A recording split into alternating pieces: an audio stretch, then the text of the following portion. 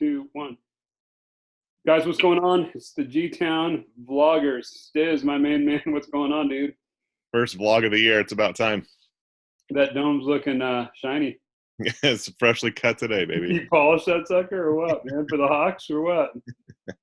Looking good, bro. It worked, man. It worked. All right. Hey, we're gonna do some rapid fire stuff, guys. We're gonna do a 30-second breakdown of every team. So we're gonna be on the clock. We're gonna hit our highs, our comments for each team. We're moving on to the next team as fast as we can. And Stump, where do you want to start? Hey, we're just going straight from the bottom to the top. So it means we're starting with the Woodcocks in 3, 2, 1, go. Break it down. Hey, look, I enjoyed all the trades for the Sooners, and there's even a few talented ones on there. We have some more to talk about with the Woodcocks that will be coming up later, though. What do you see on his team? I mean, I love the upside of Kyler. The receivers went from questionable to really questionable. I don't know what else. The backs are really nice. Chubb, Henry, Ingram. That's legit. That's a great bunch of backs to not play. We'll get there. Okay. So number 9, what's the number 9 squad? On the rosters page, it's the Bloody Cleats. Okay, what do you see? Break it down. I think Kittle's going to come into his own. I like that piece. Carson is solid. Really weak at QB, and I don't think there's enough in the tank to make a playoff run here. Couldn't agree more. Moving on to Big Daddy. Big Daddy. I mean, he got a monster DK Metcalf performance. I love that he actually started him for that thing. Love Tyler Lockett. Julio, was off this week, but he's got some actual receiving talent there. The running back situation is where he's hurt and needs David Johnson to come back in a big way. I'm going to go on a limb here. I think Big Daddy's got a fighting chance at playoffs. I think the receivers are actually legit. Lockett is after this week, he's going to be a top 5, maybe top 3 receiver. Yep. He scored on that one. Julio's going to come into his own. And Sony Michel, he sucks, but he didn't suck this bad. I think Big Daddy's he's gonna fight hard for that 6th seed. I think you're picking the wrong Big Daddy. Sorry, that was. I think the Big Daddy is coming up next right now. Who's gonna make it? Okay, were we on Big Daddy or Cleats? We were on Big Daddy. Okay. I think the one that's gonna make a run of the playoffs is the other old man. Okay, gotcha. I think the Schwab is gonna make a run of the playoffs. Devontae Adams coming back. DeAndre Hopkins is finally not sucking. Even Carlos Hyde is showing signs of life. He gets Mahomes back next week. Aaron Jones, outside of today, has been an absolute stud. Austin Hooper at tight end. I think he's got a run in him. Okay, bold prediction. Schwab's not making the playoffs. Okay, he's a team I don't want to see in the playoffs. This is mostly because I don't want to see him in the playoffs. So I'm really hoping he sucks it up. It's more of a wishful thinking. But I don't know. I just feel like it's one of those years where nothing's going his way. And could a whole year happen where Schwab doesn't get a break? Probably not. But sitting at the top, I certainly would like to see my Big Daddy rather than your Big Daddy. That I agree with. All right. Moving up. Next Tom Coog and Collective. Gosh, you know what? This team is growing on me. Thielen needs to come back healthy. Galladay has been playing well. Those Lions are chucking the ball down the field. He got one of the few tight ends in Hunter Henry that's decent. I just don't – how do you feel about Aaron Rodgers? He had 2 amazing weeks in there, and then today happened. Yeah.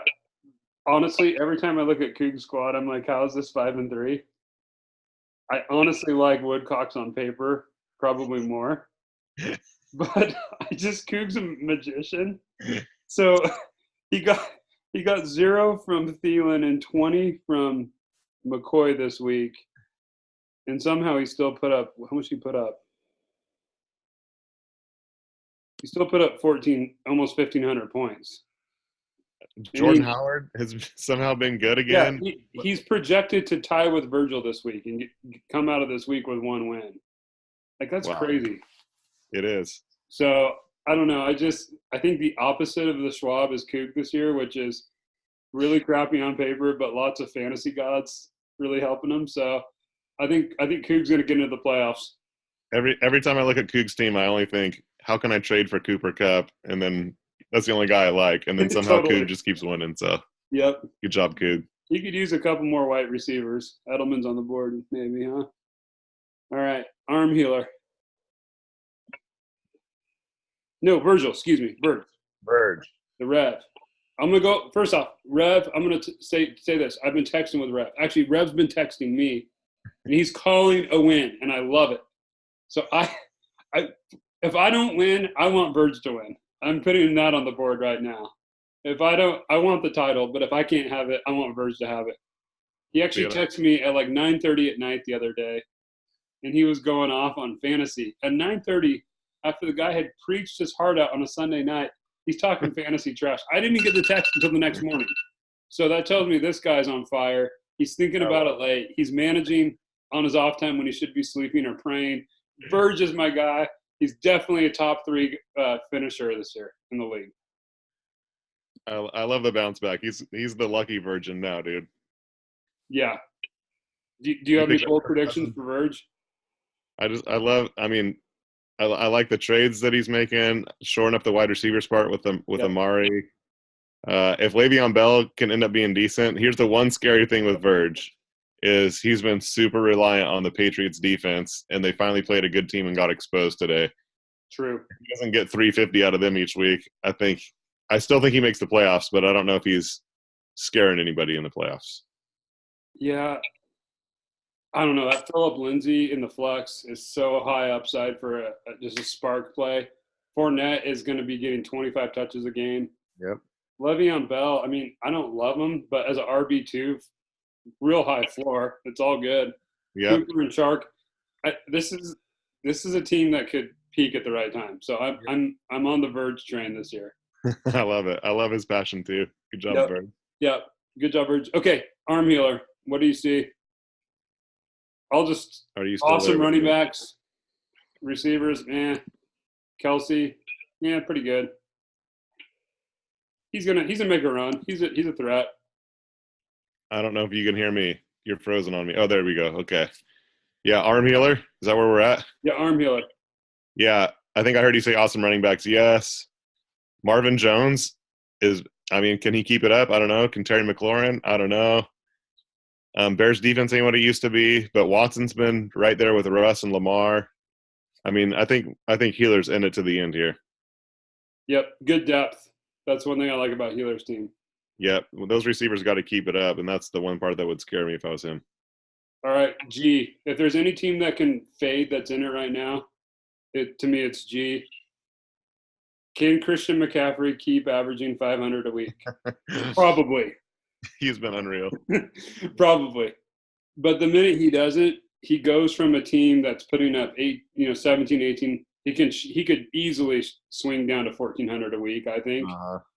I think he's been overachieving. Cortland Sutton's been a stud this year. So I'm thinking if there's one team that's going to fade, it's G.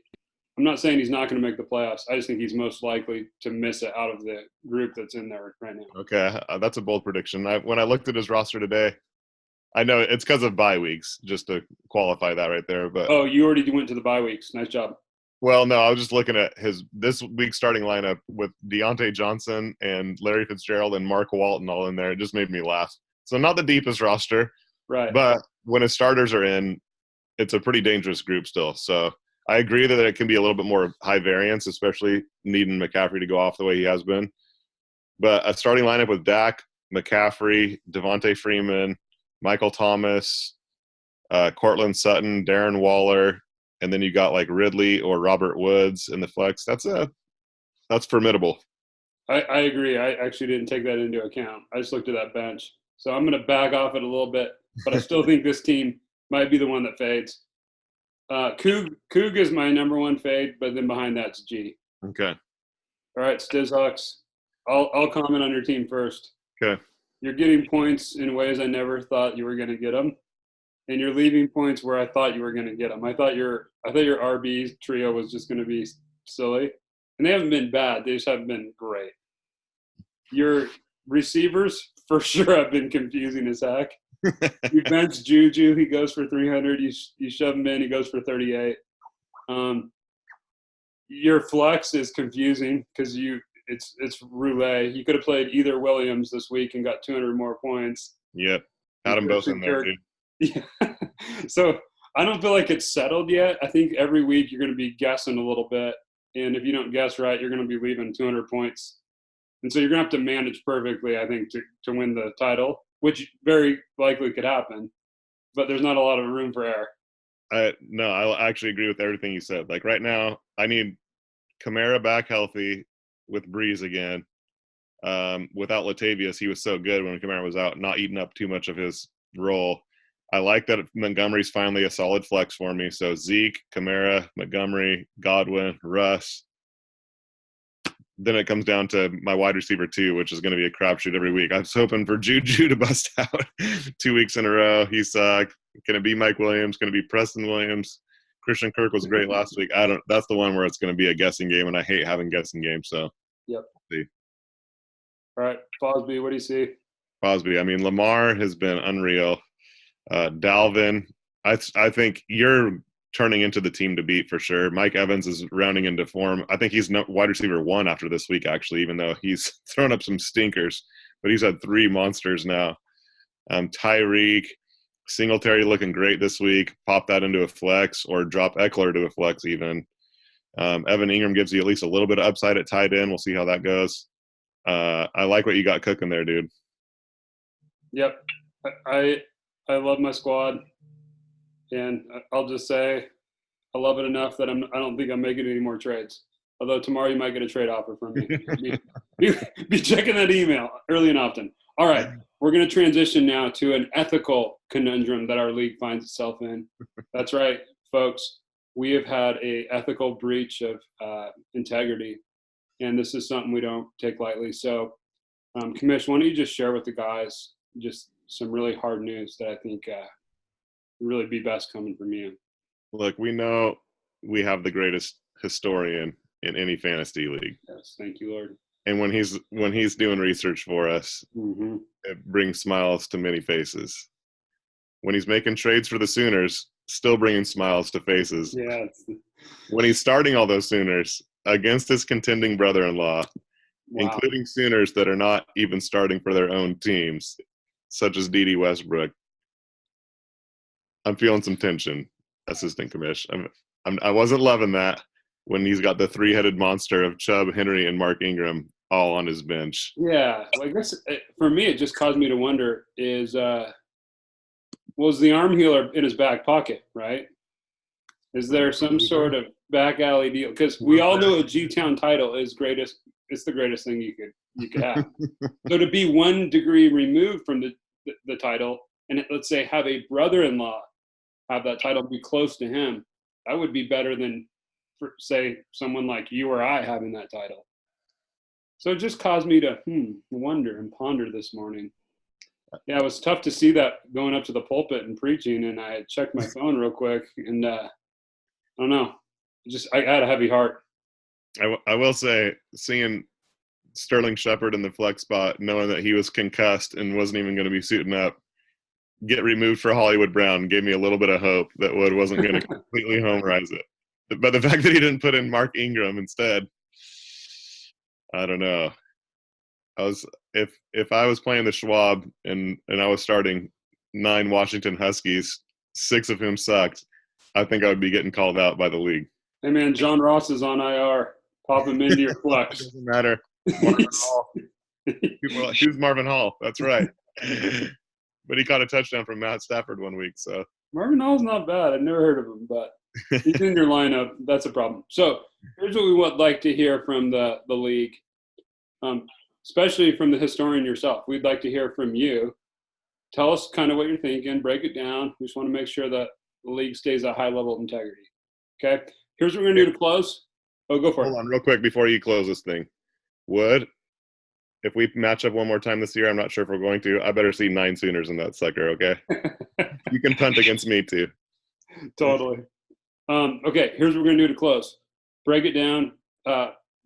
One player who's your most, not MVP per se, but your fantasy stud that was off your radar, that has been the biggest surprise, fantasy stud so far this year.